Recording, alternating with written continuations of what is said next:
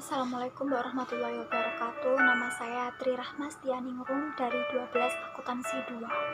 Di sini saya akan membacakan tentang sistem hukum dan hubungan internasional. Sistem hukum adalah kesatuan yang utuh dari tatanan-tatanan yang terdiri dari bagian-bagian atau unsur-unsur yang satu sama lain saling berhubungan dan berkaitan secara erat. Pengertian hukum dapat dirumuskan bahwa hukum adalah suatu himpunan peraturan-peraturan yang tertulis ataupun yang tidak tertulis yang berperan mengatur tingkah laku manusia di dalam pergaulan hidup di masyarakat yang bersifat memaksa, mengikat, dan bagi yang melanggar akan dijatuhi sanksi oleh penguasa yang berwenang agar ada ketertiban, keadilan, kedamaian, dan dalam kehidupan masyarakat.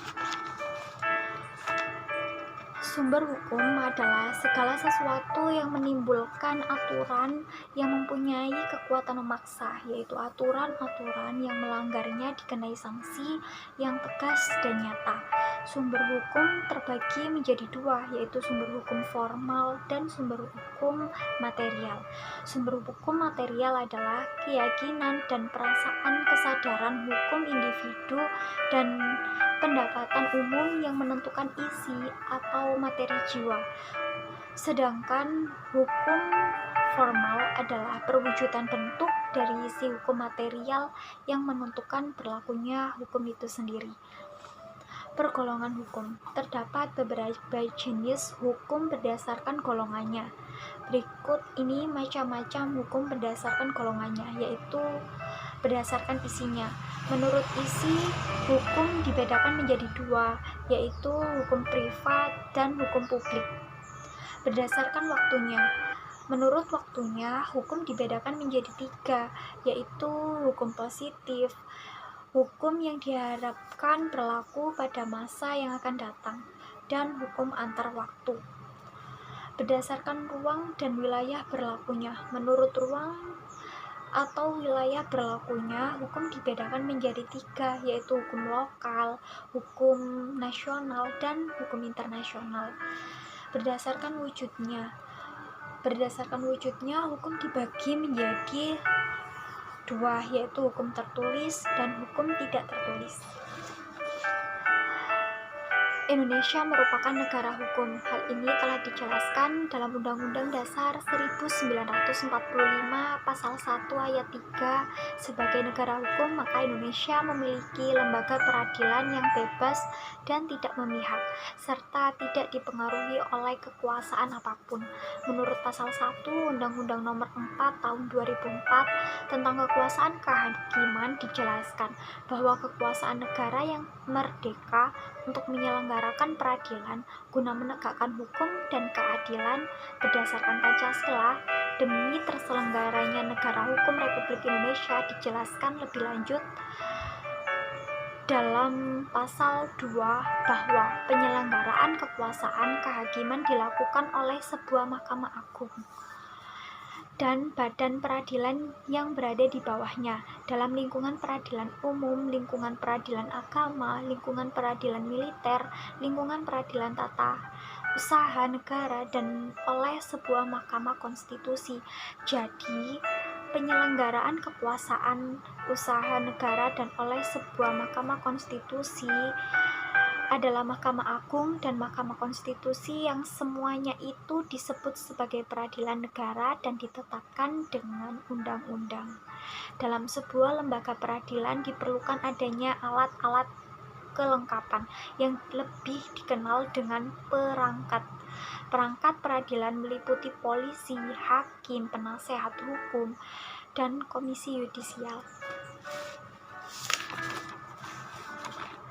Hukum adalah himpunan petunjuk hidup, perintah-perintah, dan larangan-larangannya yang mengatur tata tertib dalam masyarakat yang seharusnya ditaati oleh seluruh anggota masyarakat.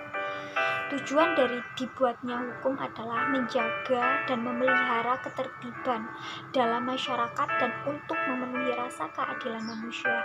Oleh sebab itu, agar kehidupan masyarakat dapat berbangsa dan bernegara berlangsung dengan aman dan tentram, diperlukan sikap yang mampu mendukung ketertiban hukum yang berlaku.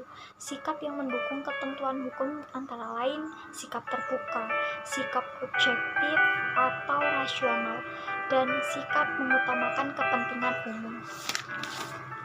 Hubungan internasional.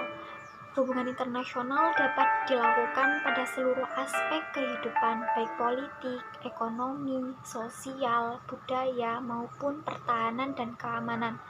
Bagi suatu negara, hubungan internasional dilakukan berdasarkan kepentingan nasional. Mulai kerjasama internasional, setiap negara dapat mengembangkan kesejahteraan, keamanan bersama-sama. Hubungan yang diadakan oleh suatu bangsa atau negara yang satu dengan yang lainnya disebut dengan hubungan internasional. Sedangkan menurut buku Rencana Strategis Pelaksanaan Politik Luar Negeri atau bisa disebut RI Renstra, hubungan internasional adalah hubungan antar bangsa dalam segala aspeknya yang dilakukan oleh suatu negara untuk mencapai kepentingan nasional negara tersebut. Hubungan internasional dalam Undang-Undang Nomor 37 Tahun 1999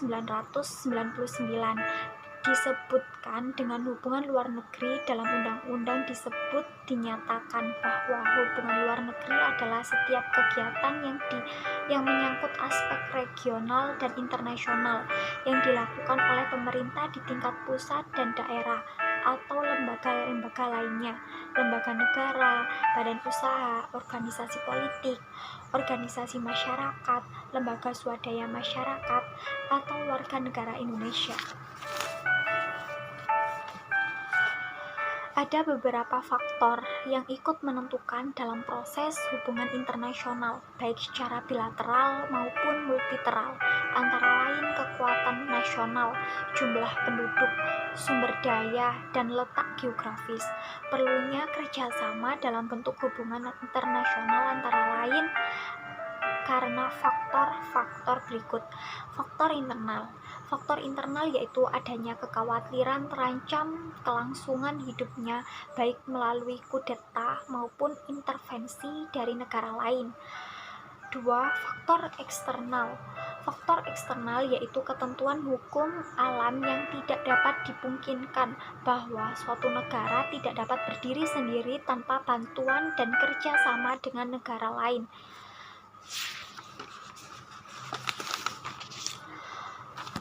Politik luar negeri Indonesia memiliki corak tertentu yang dapat dilihat dalam pembukuan Undang-Undang Dasar 1945 pada alinea keempat tentang tujuan negara yang berbunyi, ikut melaksanakan ketertiban dunia yang berdasarkan kemerdekaan, perdamaian negara Indonesia bersifat bebas aktif, di mana makna dari politik bebas aktif yaitu bebas artinya bangsa Indonesia bebas menentukan sikap dan pandangan terhadap masalah-masalah internasionalnya dan terlepas dari ikatan kekuatan-kekuatan raksasa dunia. Aktif artinya negara Indonesia aktif memperjuangkan terbenamnya dunia, aktif perjuangkan kebebasan dan kemerdekaan, aktif memperjuangkan ketertiban dunia, dan ikut serta menciptakan keadilan sosial. Negara Indonesia dalam mengadakan kerjasama dengan bangsa lain mengembangkan berbagai prinsip, yaitu menjalankan politik damai, membantu melaksanakan hubungan sosial internasional, menyokong kemerdekaan negara yang masih terjajah, dan tidak melakukan intervensi terhadap urusan pemerintah negara lain. Sekian dari saya. Wassalamualaikum warahmatullahi wabarakatuh.